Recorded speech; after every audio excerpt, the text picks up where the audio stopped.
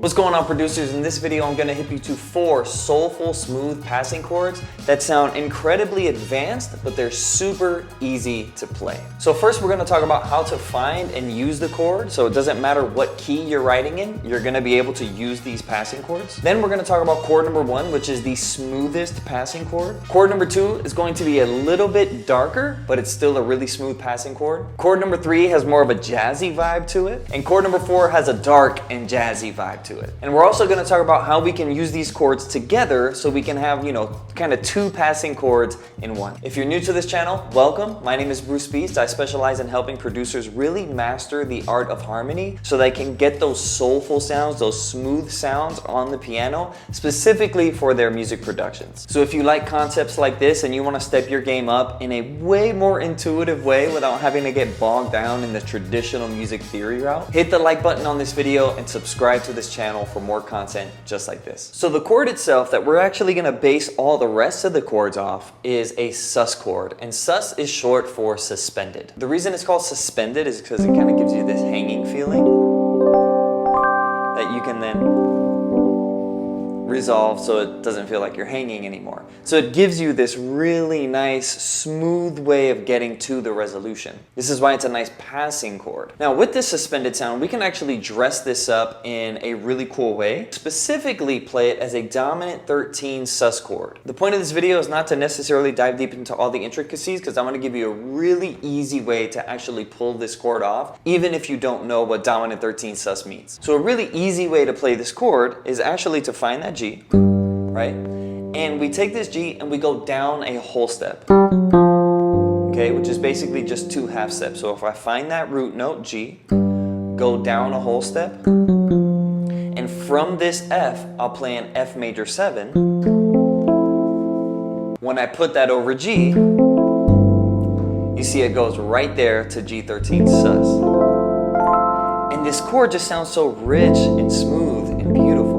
And now I can take this chord and resolve it, right? Or I can take this chord and resolve it. Or I can take this chord and resolve it. There's a lot of different places you can take it, but the main 2 are going to be in major or minor. So if you are playing in a major scale, let's say you're playing in C, right? Your idea is in C major.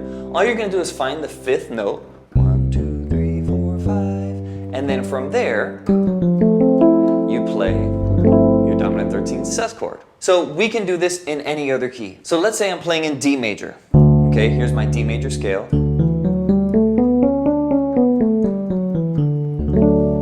And I want to find this chord so I can use it. Well, I'll just count up to the 5th.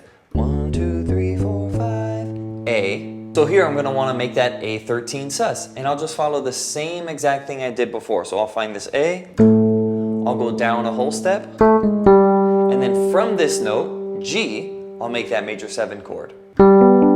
G major 7 over A. Gives me that vibe. And now I can resolve that to D, right? The other place that's super, super common is actually to resolve this up a whole step. So to bring it to that minor, to bring it to that relative minor chord. So those are the 2 most common places you could take it. You could take this 5 chord and you could bring it to the root, or you could take this 5 chord and you could bring it to the 6, which is just a whole step up. So that's chord number 1. We have a 13 sus, just thinking that G major sound, bringing us to B minor 11. Love that. Now here's why I like thinking about this chord not as a 13 sus, but as G major 7 over A. Because to start getting these more fancy sounds, all I have to think about is adjusting each one of these notes slightly. So I'll take these as individual voices and I can move this down by a half step and this will give me a different sound. Or I can take both of these and move them down by a half step and that'll give me a different sound. Or I can take all 3 of these and move them down by a half step and that'll give me a different sound when I put it over A. So let's take those one by one. So here's our first chord, a 13 sus, and if I just take this B and move it down 1 half step, now I have a 13 sus flat 9. It doesn't matter that you know what the flat 9 is at this point. All you're thinking about is G major over A, take this beat, move it down, and then we resolve that. So we get this sound.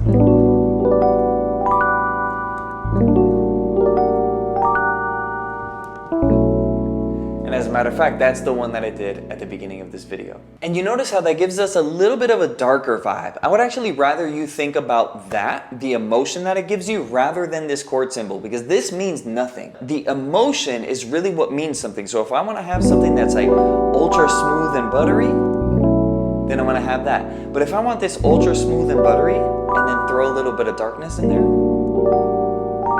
maybe because the lyrics are sad, that's gonna work perfect. So that's chord number 2, a little bit of a darker take on the sus chord. Now what would happen emotionally if instead of just moving one voice down, we also took this voice and moved it down? Let's find out.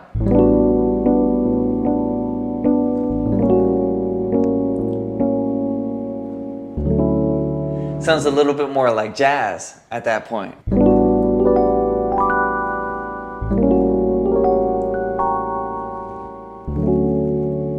Just a little bit jazzier. And to be thorough, what that gives us is an A13 flat 9 chord. Again, the point of this video is not to really diagnose what's the 13, what's the flat 9, what's the dominant 7, anything like that. Because you notice, if we just think about moving these voices in this way, this is a much easier way to execute on these sounds. And again, the main point is to think about the emotion that this gives you. And for me, this sounds a little bit more jazz. This sounds a little bit more old school jazz. So if I'm making like a lo-fi beat or something and I want to incorporate some of this like more old school, like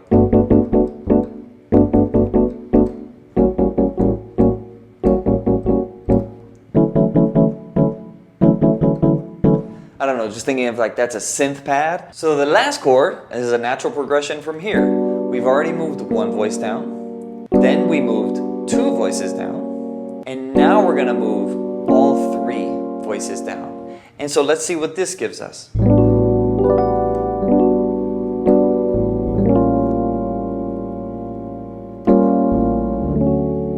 So that one also sounds jazzy, but it's also a little dark at the same time. Really, really fun. That one actually works really well for lo-fi too. So specifically, this is an A7 flat 9 sharp 5 chord. But again, we could just think about it as moving the voices. So we have.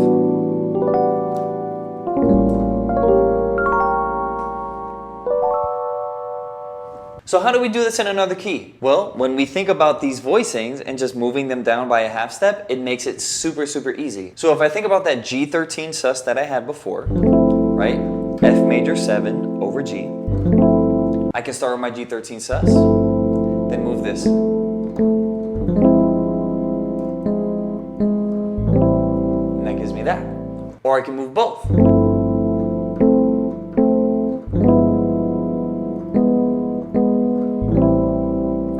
And it'll look a little bit different in each key because they're laid out in different ways. But if you just think about moving those inner voices down by a half step.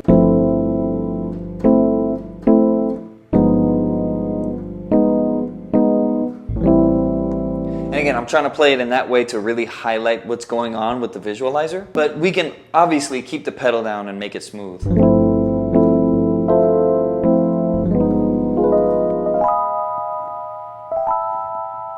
And I can't stress this enough, the main thing you want to be thinking about is the emotion. So when I played that one just now, when I said this makes me feel like a video game. So if I'm making some lo-fi video game music, I'm going to use this sound, which happens to be the dominant 7 flat 9 sharp 5 chord, but that doesn't mean anything to me. I want the video game sound, so I'm going to move down all 3 voices for the sus chord. And if I want to have that smooth sus chord, but that just has a little bit of extra tension to it, I'll just move down the 1. Because that's what it feels like for me. That's how I'm gonna define it for myself. So what do those chords feel like for you? So if you like these sounds, this would be a very wise thing for you to do. Go ahead and play that first chord, G13 sus, and write down what this feels like for you. You can literally put the adjectives. So for me, just feels smooth and soulful, kind of feels like earth, wind, and fire. It feels like a feather. So that's what I would write down. Play the next one. What does this feel like for you? And write down the adjective, write down the emotion that comes to mind. Then play the next one. What does this feel like for you? Does it feel like a video game? Does it remind you of a specific video game? Does it maybe give you a picture of a leaf? There are no wrong answers here. Just write down the adjective and the emotion or the visual imagery that comes to mind when you play this chord. And last but not least, go ahead and play the last one.